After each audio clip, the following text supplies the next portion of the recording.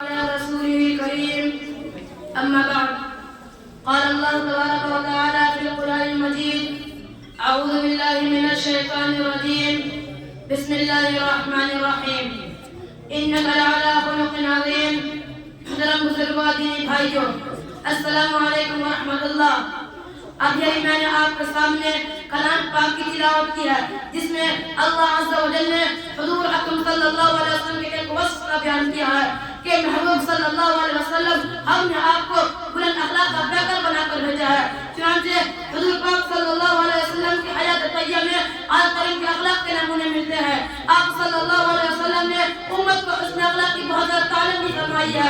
آپ صلی اللہ علیہ وسلم کے اخلاق کا یہ عالم تھا کہ اگر آپ کو کوئی گالی دیتا تو آپ اسے دعا دیتے، کوئی برا بھلا کہتا تو مسکراتا گزر جاتے، اس کا برا بھلا نہیں کہتے۔ ایک مرتبہ آپ صلی اللہ علیہ وسلم طائف تشریف لے گئے، وہاں کے لوگوں کو ایک اللہ کی دعوت دی۔ آپ کا یہ پیغام سن کر وہاں کے سردار بہت بگڑ گئے اور آپ سے بہت بے رحمت سے پیش آئے۔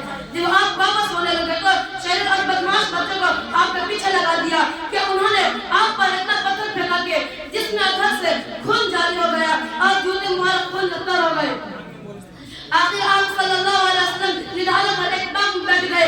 اللہ کی رحمت کو جوش آیا اور ایک فرشتہ آپ صلی اللہ علیہ وسلم کی خدمت میں حاضر ہوا اور کہا کہ اگر آپ حکم دیں تو ان کا جانی پر پہاڑوں کو آپس میں ملا دے اور یہ بستی والے اسے پس جائے۔ میں قرآن جائے اپنے آقا صلی اللہ علیہ وسلم کے اعلیٰ اخلاق پر کہ آپ نے فرمایا اللہم اہدی فی قومی فإنہم لا یعلمون، یا اللہ میرے قوم کو ہدایت دے، یہ مجھے پہچانتے نہیں ورنہ ایسا نہ کرتے۔ اگر یہ آپ ایمان نہیں لائے تو اللہ کی دعوت کو امید ہے کہ ان کی نسل ایمان لائے گی اور ایسا ہی ہوا۔ چنانچہ بعد میں اس قبیلے کے ایک نوجوان محمد بن قاسم اسلام کی دعوت لے کر ہندوستان میں آئے اور انہی کے بعد آج ہم سب مسلمان ہیں۔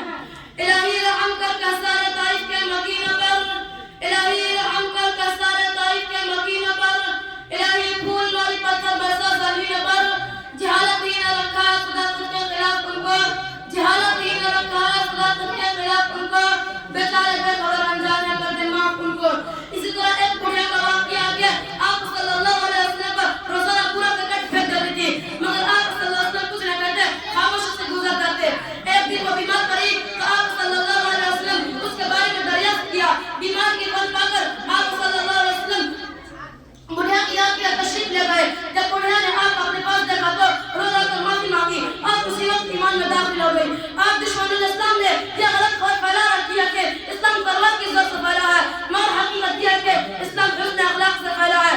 ایک حدیث میں آپ صلی اللہ علیہ وسلم نے فرمایا کہ جس کا مفہوم یہ ہے کہ مفلس وہ نہیں ہے جس کے پاس پیسہ روپیہ مال و دولت نہ ہو، بلکہ مفلس وہ ہے جو قیامت کے دن بہت ساری نمازیں، روزے، حج اور زکات تلاوت تسبیح کا دھیان لے کر حاضر ہوگا مگر کسی کو گالی دی ہوگی، کسی کو برا بھلا کہا ہوگا، کسی کا حق مارا ہوگا، اس نے جس کسی کا حق مارا تھا ان کے بدلے میں ان کے تمام اعمال ان کو دے دیے جائیں گے، یہاں تک کہ ان کے تمام اعمال ختم ہو جائیں گے۔